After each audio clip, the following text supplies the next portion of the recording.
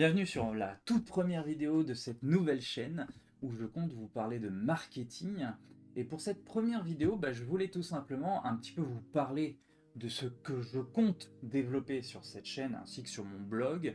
Et c'est autour du marketing, marketing learning. Vous savez bien qu'il y ait beaucoup de marketing là-dedans. Et pourquoi un manifeste? Tout simplement parce que je me suis dit que pour construire une bonne direction pour ma chaîne, il fallait que je vous dise vers où je comptais aller. Quel était mon cap? Qu'est-ce que je veux faire de ce blog? Qu'est-ce que je veux construire en moi-même? Et il y a pas mal de choses que je veux faire. Première des choses que je veux construire, c'est de développer mes connaissances. J'ai une belle expertise en marketing, j'accompagne des clients dans le développement de leur notoriété, mais je sais que j'ai encore beaucoup à découvrir, et surtout sur un axe qui me plaît énormément parce qu'il y a énormément à apprendre, c'est l'humain. L'humain est très très intéressant parce qu'il a énormément de facettes, et je veux toutes les découvrir. Il y a plusieurs utilités à ça. Un intérêt personnel qui est que j'aime découvrir, j'aime apprendre, et donc avoir un sujet qui est extrêmement vaste, ça permet de se dire que l'on aura toujours des choses à apprendre. Et il y a un autre aspect, c'est que plus j'en connais sur l'humain, plus j'aurai de facilité à trouver des bons arguments et des bons axes de travail pour mes clients. Un autre point important pour lequel je voulais faire ce manifeste, c'est que le fait de s'exprimer, ça attire nécessairement des problèmes, des gros problèmes. On a toujours des personnes qui ne sont pas d'accord avec soi, et ça génère beaucoup d'anxiété, des haters, on a peur d'avoir des problèmes, des dramas extraordinaires, ça crée énormément d'antagonisme sur Internet.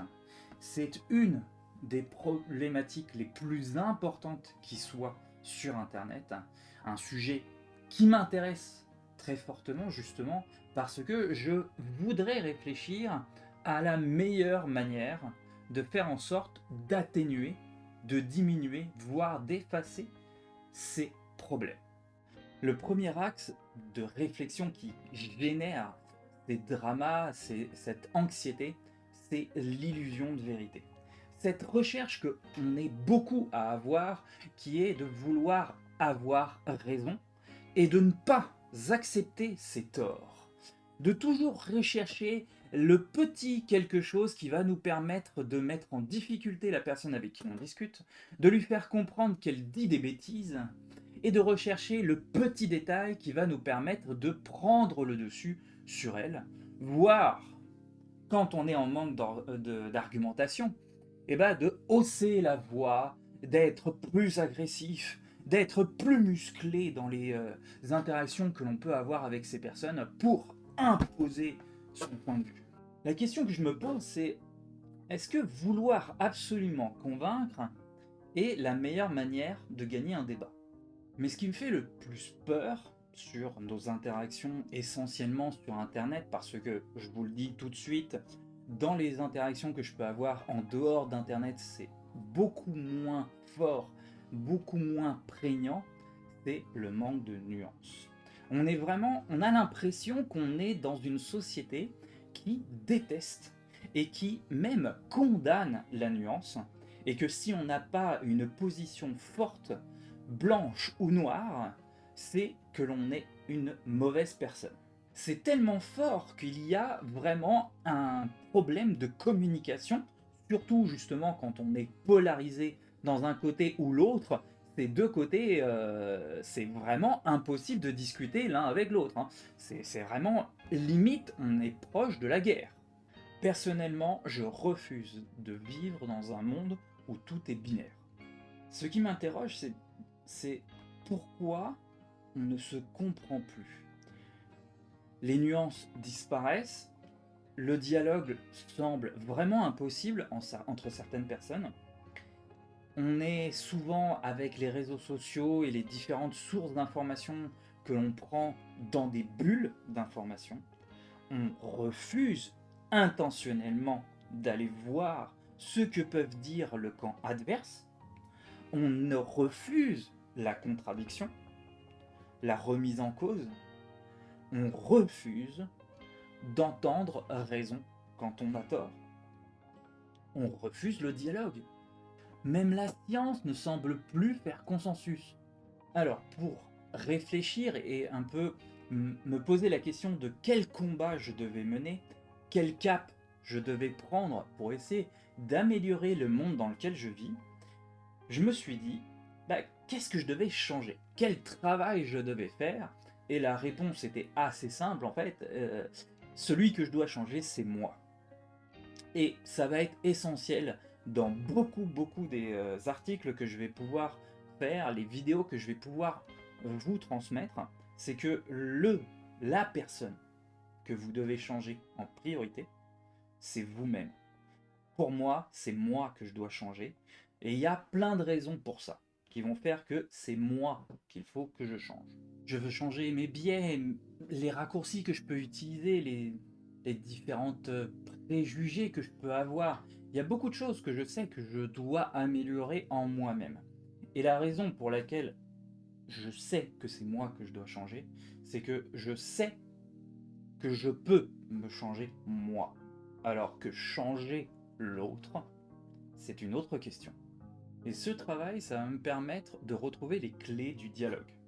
Et c'est très important justement pour avoir quelque chose qui soit constructive de personne à personne. Et c'est important pour tout, hein.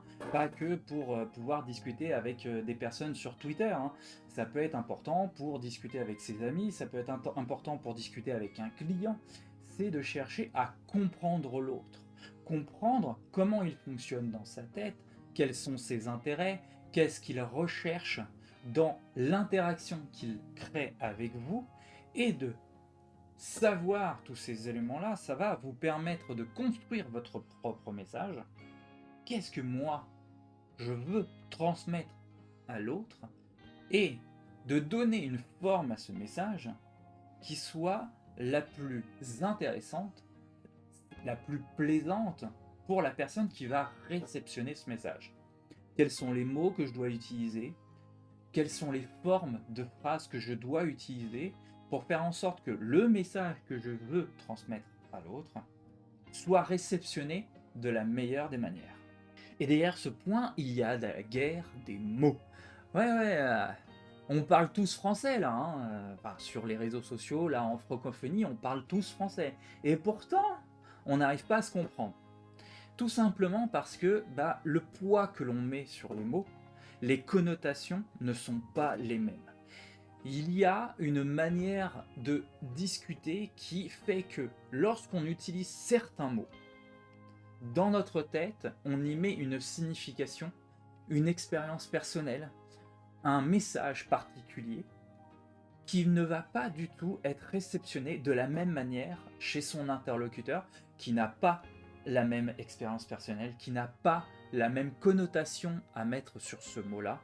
Et il y a mésentente, mécompréhension et derrière, forcément, conflit. Qu'est-ce que l'on doit faire pour faire en sorte que lorsque l'on discute, on utilise bien les mots en les comprenant de la même manière? Changer l'autre est donc impossible.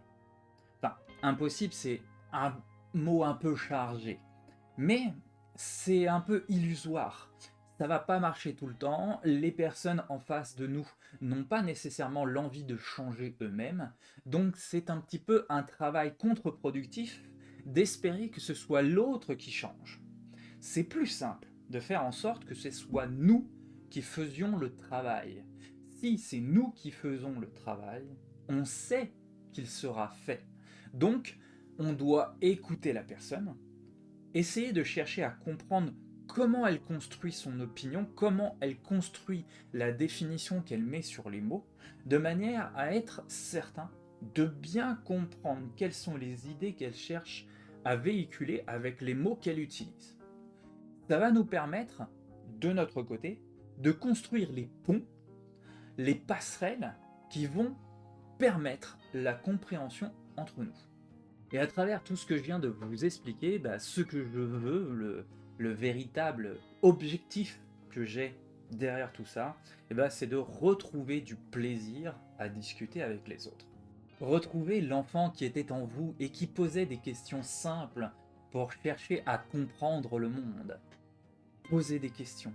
Cherchez vraiment à comprendre les personnes avec qui vous êtes et ne cessez jamais d'apprendre. Et n'oubliez pas de partager avec plaisir des conversations conviviales en y mettant la forme.